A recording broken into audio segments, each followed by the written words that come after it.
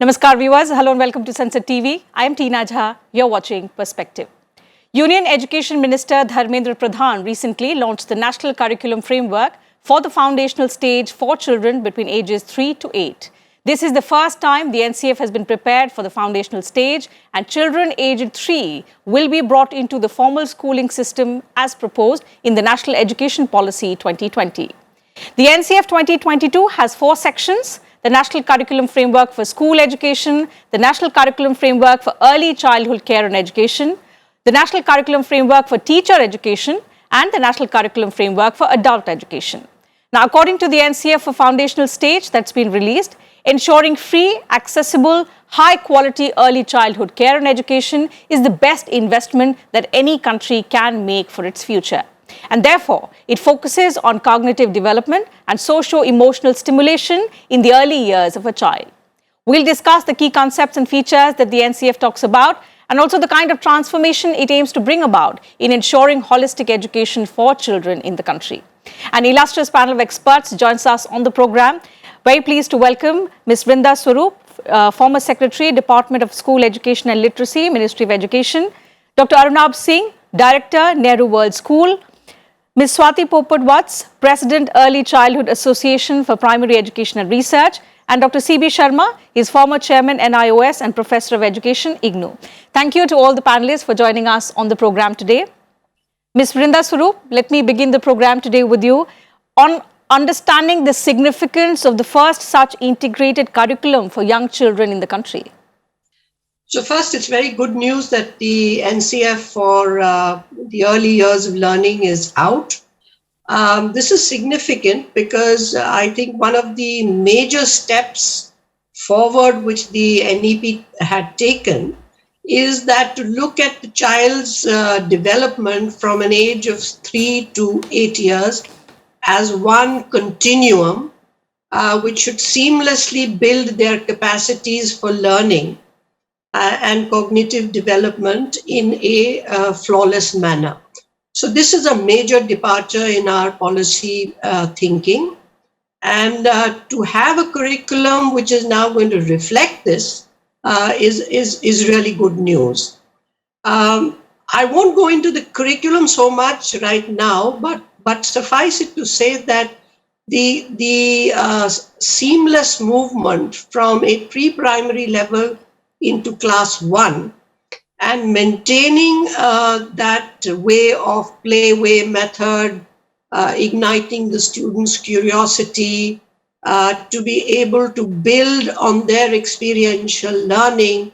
These are very important aspects which are critical till class 3. So I think this is the salience and the significance of looking at the age group from 3 to 8 in a continuum.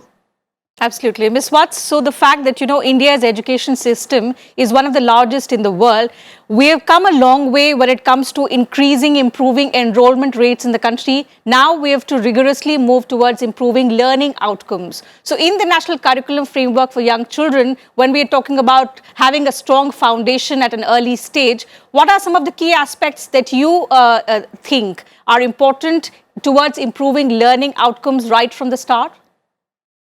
So I think first and foremost is to have this seamless curriculum, which will be played out in early 3 years of pre-primary and 3 years of what we call the formal schooling system from class 1. So that's the first step. But I think the challenge here is to recognize that the government schools, by and large, barring a few states, and the bulk of our children study in government schools, as you know, and this is where the highest enrollment spurt has happened. These are, by and large, schools which do not have pre-primary sections built in. They really start from class 1. And the few states which do have a pre-primary have basically 1 year of pre-primary. So this is a challenge on how the schooling system or the supportive so-called pre-primary schools or pre-primary facilities will actually adopt this curriculum with the same efficacy that the curriculum framework for early years suggests. So this is one aspect which needs to be looked at. The second major aspect which needs to be looked at is that where is the mandate or the legal mandate to enforce this curriculum going to come from? So, as you know, for training of teachers in the formal schooling system, we do have a national teacher council, teacher education council, and their mandate is legalized. It is set up by an act of parliament, and it sets the tone for what should be a teacher training curriculum for the formal schools from class 1. But we have nothing in the country which mandates that this is a defined pre-primary curriculum, and this is the way in which our teachers should be trained, and they must be implementing that. Right. So this is a big gap which I think would be very advisable for the government to think of and cover their base on this. And then the NCF rollout for the early years will probably be better mandated and probably be better received in the schooling system or in the pre-primary system. Absolutely. I may add here as a corollary also that bulk of our pre-primary education services are rendered either through the ICDS or a large private sector, which is more or less urbanized, but I'm hearing that that is also now proliferating in the rural areas. So they have a whole system of their own. The ICDS has the NIPSED, which is their apex training and curricular institution in New Delhi. They have regional centers. They have other Anganwadi training centers. So these are sort of contradictions which we will have to iron out, and I'm sure two ministries can sit down and work this through. That is very important, because otherwise the bulk of our NCF for early years, for foundational learning, will not reach the largest segment of the pre-primary sections of the education ladder. You're right. That's a very significant point that you've mentioned about the kind of gaps that may persist. And of course, we'll have to ensure that there is synergy between all stakeholders concerned for effective implementation. So if I could ask you, ma'am, to stay with us for some more time. I've been told that you had an earlier appointment, but just a few more minutes. I'll take one round of questions from you. And to understand probable solutions also is something that I want you to join us for. In the meanwhile, let me go across to Ms. Swati Vats and take her point of view on the critical aspects, Ms. Vats, according to you, in the NCF. And at a time when, parents and young children are, prescribed uniforms, prescribed a whole lot of textbooks at an early stage, even when you go to play schools, this curriculum talks about no textbooks till the age of 6. So how feasible is that going to be? How quickly are we going to adapt to the entire system? The changes that will have to be brought about, your views on all of that? So first of all, as I've said, it's a very robust curriculum framework. I like that it is, mapped to the competency of Nippon. It has learning outcomes. So in that way, it is a very much needed curriculum framework which will be used by true educators to implement both in Anganwadis, in Balwadis, and in private preschools. The responsibility lies on the teacher. How much are we able to train that teacher? Because this document actually is like a teacher training manual, but we don't have a common course pan-India like the B.Ed. We don't have one for the ECC Ed, and that is something that the government immediately needs to look into.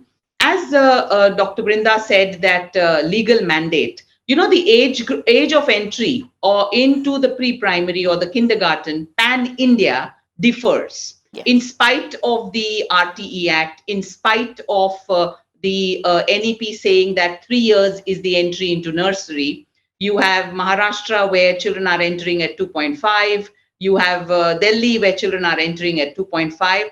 So this curriculum, if it is supposed to be developmentally appropriate, we will first have to crack the age group crisis, because 6 years is when the child should be in grade 1.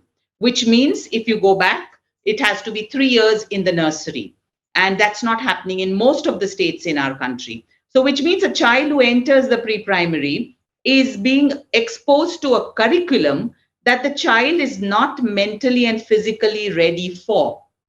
That is one lacuna that we need to look into. Number two lacuna is, of course, teacher training. But I'm very happy to see Gijubai Badeka, Tarabai Modak have made a presence now in the national curriculum framework with Vygotsky, Jerome Bruner, Montessori. And that is very, very, very, I'm very happy to see that, because I've written books on Gijubai Badeka and Froebel. Froebel is the father of kindergarten. He invented kindergarten, and in our country we changed it to KG, and somewhere we thought that KG stands for kilograms, and that's why parents want a heavy school bag when it comes to pre-primary. So parent education is going to be the solution. We will have to educate parents about what actually is the early years for. And this document talks about that. Even the NEP talks about brain development. So I'm very, very happy that it's all there. But now it's our duty to ensure that it reaches A, the teacher, B, the parent, and through them, it helps support brain development, life skills learning in children. So that, I feel, is something that needs to be done. One last point. I did a research of 39 countries about 10 years back, and their education policies and curriculum frameworks. And I found the best to be EYFS of UK, the Tewariki of New Zealand, and the EYLF of Australia. Looking at this document, we are now on par with these countries, and that is something to rejoice. Dr. Arnab Singh, 2 or 3 lacuna that Ms. Watt cited, and these we've been discussing for several years, even before the NEP was introduced. Heavy school bags for children.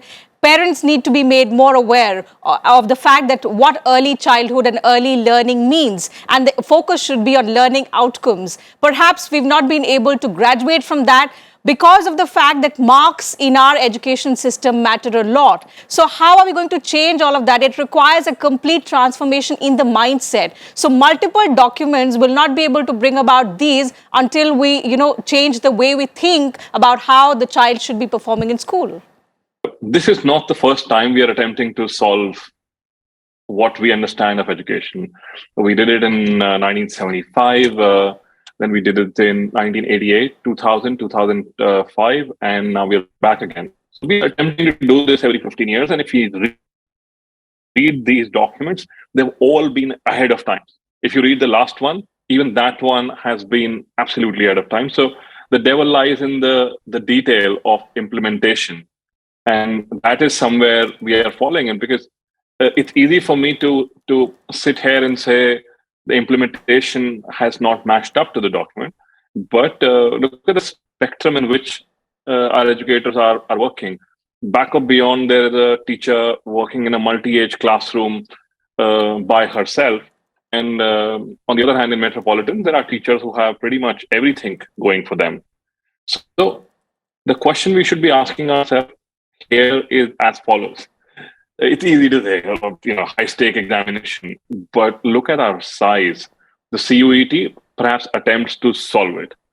I want to keep the discussion focused on the early years, and Ms. Vrunda Sarup had spoken about it. It brings the continuum. It's not going to solve it this year, but it begins to solve it as we take students from one step of the learning curve to the next one. It finally allows children entering grade 1 across the country, even if right now it's theoretically so, because education is a concurrent list subject in India, that children hypothetically are coming in with the same kind of input in grade 1. The question that I would want to ask policymakers listening into this conversation is, what are we doing for those teachers to understand this 360-page document who, if they had joined the system last year, will stay in the system for the next 30 years? When is this going to become an active part of teacher training? When will we start to recognize, say, if it is B.Ed for elementary, when would we start to recognize that? How soon are we going to move that policy framework? Because if we take another 5 years to figure that portion out, what we've just now talked about is going to be outdated. Before that, get in a word from Dr. Sharma. Dr. Sharma, the NCF also talks about Panchakosh concept. Now, this we know it's an ancient concept, but the question is, at the pace at which we are moving and we're leaving everything behind, synergizing it with our modern lifestyle, how difficult, how challenging is it going to be? How are we going to bring back the thrust on all of these, aspects that talk about the human mind complex system and the synergy between all of these, which will eventually lead to improving learning outcomes? Tina, you have hit the bullseye, and this is what I wanted to actually highlight. I look at this national curriculum framework for early childhood as a departure from the traditional way of thinking in India. The knowledge corpus of India, the Sanatan Parampara, has great knowledge corpus, but because of the 1,000 years of subjugation, we have been so trained to look at West and their knowledge about children and child development. I don't think, I strongly contest that the Western or modern definitions of child development, child education, children's education is more progressive than the traditional knowledge of India. Look at the document. It talks of Kumara Vritti, which is so progressive, and it talks about every stage, every minute details of child development. It also talks about herbs like vacha. It's a great herb which every child must consume. I believe, because we have been told again and again and again that West is so progressive, West has so much knowledge, that we do not believe in our own system. I believe this curriculum framework is a great document in the sense that it intends to revive the Bharat. And what the Prime Minister said on 7th August 2020 after the release of the National Curriculum Framework, this is not a India-centric, it is a Bharat-Kendrit Shiksha Niti. And we intend to do that. I believe what question Anurban Singh asked was about how it will be implemented. We have already come up with the NPST, National Professional Standard for Teachers, and we have given the roadmap for that. And the document also says, and it is in the pipeline, the next document which you can expect to come is the National Curriculum Framework for Teacher Education for Early Childhood Years. We will have 3 different teacher education frameworks, one for the early childhood. And again, what the Prime Minister said on 7th August, that look, early childhood years are most important and they are the foundation, and we will have the maximum focus on that. Trust, this document is about that. I will only put a rider on this, that in trying to accommodate all, this document at times is contradictory. It is, we all understand Montessori gave a system of knowledge, but don't forget, Gijubhai Vadekar was 20 years in advance than Montessori. And what we have been saying again and again is that the West copied our concepts, West copied our text, and they gave us in a different language. Go back to your text. I think, Tina, that if we really believe in our own traditions, Bharatiya Vangmay, the Sanatan Parampara, we will be able to give a more important and robust system of early childhood years. You're right. And the fact that, when we talk about the Indian way of thinking, the fact that when we celebrate our culture and tradition, we also have to weed out the stereotypes that are passed on from generation to generation, and that this NCF also talks about. So some of the examples that it cites is to ensure that black is not always evil. And these are stereotypes that we have to remove from the early years, because then they build upon year after year. Dr. Swaroop, let me come back to you. The larger point here is that we have policies, we have documents, and as Dr. Singh pointed out, they are well ahead in time, aiming to bring about the right kind of transformation, but then the devil lies in the implementation. So by the time we begin to implement it, it becomes outdated, and then the need is felt to bring about a new one, and this cycle goes on. When will we be able to effectively implement? What are the challenges? You spoke about some of the gaps that need to be filled. Where do we get that, energy and the enthusiasm and the will to implement it ASAP, so that the change that we are talking about today happens tomorrow, at least begins to happen tomorrow? I think that's a very relevant question, and I think the key challenge that we have ahead of us. We are a great nation in drawing up ideas, policy. We do wonderful papers, but our challenge always lies in the implementation. And talking from a point of view of implementing it, I think the first issue, which I think there is consensus, at least in your panelists, is that you need to first notify what Professor Sharma very pointedly has said, and very relevant point, that the NCF for the teacher education for early years is a concept which must be accepted, and it must be given a legal backing. And my suggestion to the government would be extend the role of the NCTE, which does the teacher education bit for schooling systems, by extending its mandate to preschool. I don't think you need to set up separate institutions. The same institution which will look after anything from 1 to 12 should also now, in the light of the spirit of the NCF, should also include those 3 years of preschooling if you really want a continuum to happen. The second implication of it is that you must have teachers now trained through that institution, through a teacher education program, which will have a specific mandate, like a B.Ed is for secondary schooling and so on. You have a BL.Ed, which is for elementary education.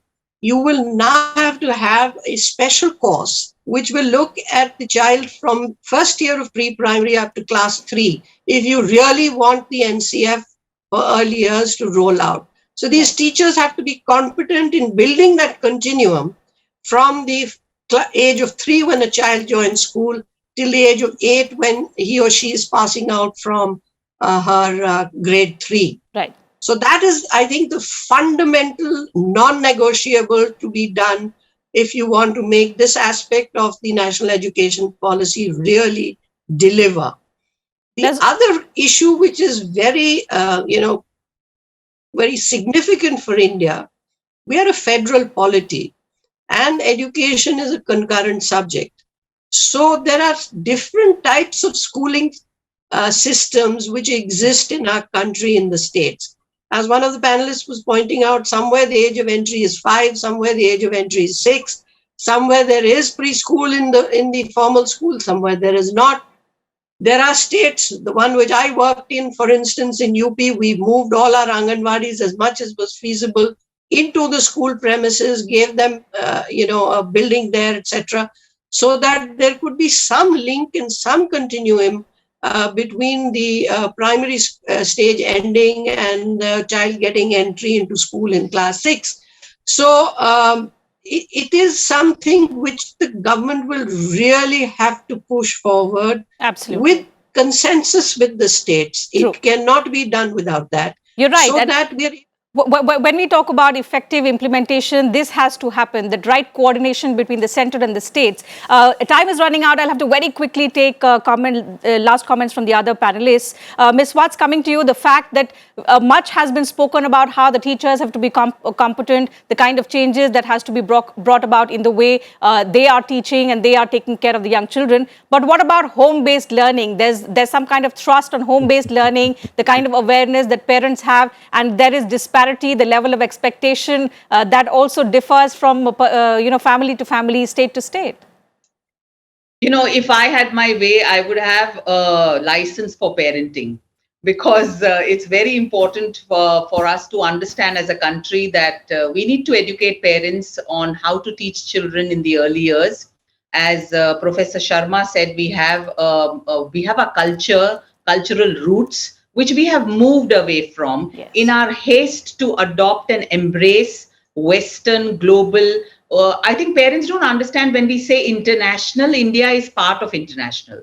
So when they run behind international schools, they forget that it all starts from roots and then to wings.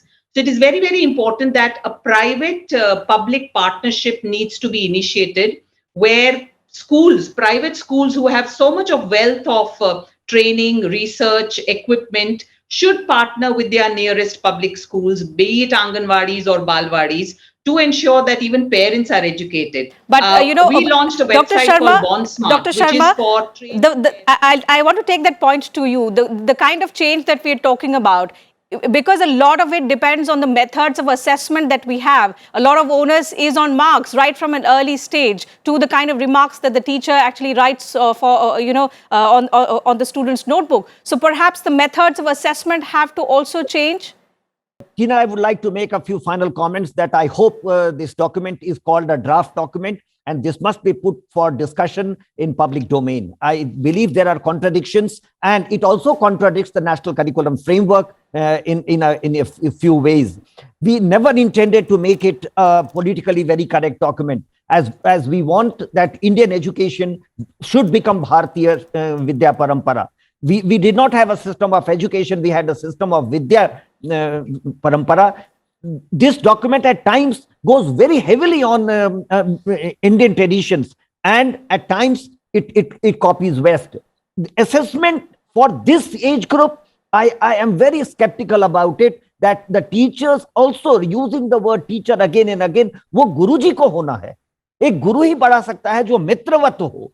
So I believe there are contradictions in the document. Assessment will have to be looked at again in this document. We need to have a completely different system. Okay. I will again quote the Honorable Prime Minister. He said, bring back toys. We have conducted 2 toyathons in the country, and we intend to design a whole curriculum based on toys and playway method. Okay, how feasible is that is something that I want Dr. Singh to answer. So completely replace textbooks, at least at till the age of 6, with lots of toys and creative learning. Dr. Singh, also the fact that, when we're talking about the quality of teachers, we must not forget that India is also battling a huge deficit of teachers. So that is also one aspect that we need to take care of. Dr. Singh. Yes, we do. There is no doubt about it. The National Education Policy spoke about not giving a teacher motivation to change from early years teaching to primary or primary to senior for money.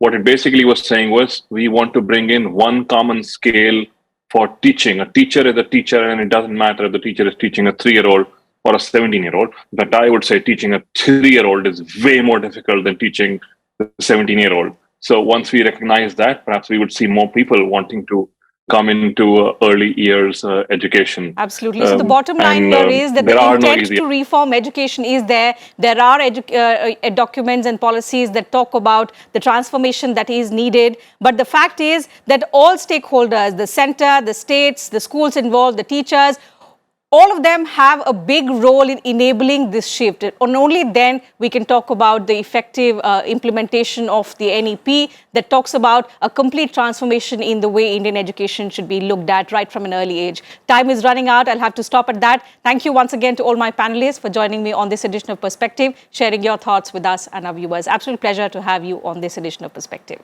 So viewers, that's it from us on the program today. Thank you for your time as well. I'll see you same time tomorrow now. Until then, take good care of yourselves. Keep watching Sansad TV.